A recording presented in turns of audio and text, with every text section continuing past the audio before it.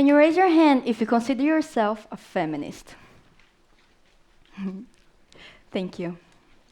I met this little girl who was in the 5th grade and found out something very interesting about her that opened my mind. She likes playing soccer. And I don't know if she's good or not, but just the fact that she likes playing it makes me feel like she's accomplishing something great for herself. However, even though she loves soccer, she doesn't play it at school because she's scared of losing all of her friends. After all, she's a girl. Soccer's for boys. Girls can't play soccer. I also heard about this little boy who was in the library of his school and chose a book with a pink cover about a princess. When he was observing which type of books his friends were getting, he rapidly put the book back in the shelf and got a book about a superhero. He thought that if his friends saw him getting that girly book, he would be bullied and teased in front of everybody. After all, he's a boy. Pink books are for girls. Boys can't read pink books. I am a feminist. This is a statement that may be shocking for many of you, but that is probably because you may not know what feminism really is. Feminism is often seen as a rebellion against men.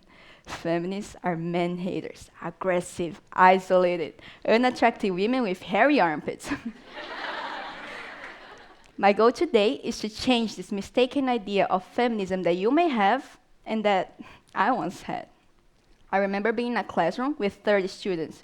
We were in a circle, able to see everybody's face, when the teacher asked, "Can you raise your hand if you consider yourself a feminist?" I didn't raise my hand. No one did. Yes, I was in favor of gender equality. Yes, I got mad when men and women were made to do things just because of their gender, but at the time I was thinking, I'm not a feminist, I shave my armpits. I was scared of the word feminism. I did not know its meaning, I just knew that whatever it wasn't me. But I was wrong. In many places, feminism is defined as the belief that men and women should have equal rights and opportunities. It is the theory of the political, economic, and social equality between the sexes. This may mean something different for everyone, but for me, it just means that everybody should deserve respect.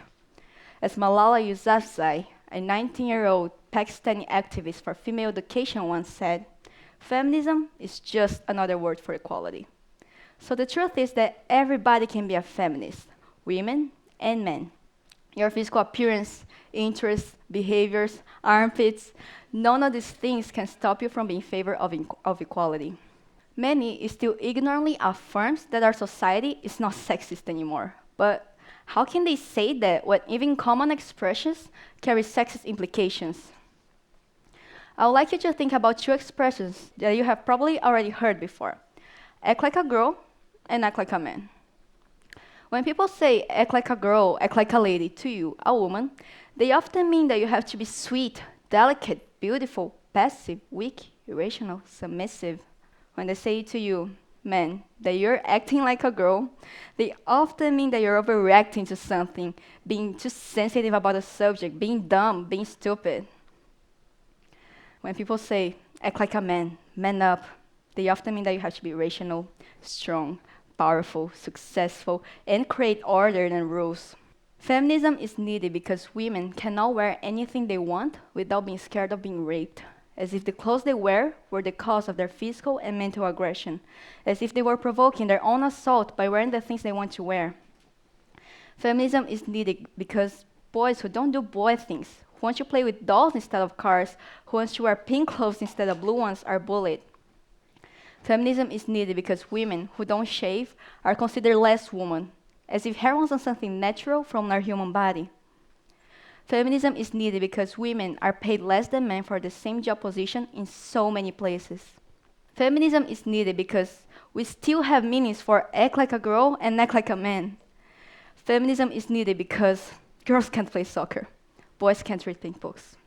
As we can see, our lovely, sexist society still exists, and we should all deserve fair treatment. You may be asking, but what can we do to fight sexism?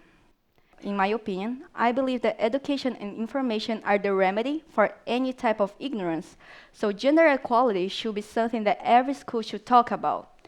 Having simple discussions about the sexist society we live in, or even analyzing how men and women are portrayed in media, can be very powerful to open the minds of those who don't realize how bad our current situation is and show them how much we can do to change it. In Australia, some high schools are officializing feminism theory as an elective course. All around the world, students and teachers are starting feminist clubs in their schools. I dream about the day we will look back and think, but why do we have to teach kids about gender equality in schools? Because everybody will be given the same rights. But for now, this is a step in the right direction. But also, as we know, education doesn't come only from schools. Open-minded families that accept their children to choose what they want to play or read are needed. We need parents to educate their children to not assault, to not bully, and to be tolerant. Simple things like this, or even working to stop speaking with sexist expressions, are a huge step toward a better society. So yes, I am a feminist. I am a feminist because this is a movement for so much more than just me. We need everybody involved in this. So feminism starts with you. And I truly believe that we can do this. Thank you very much.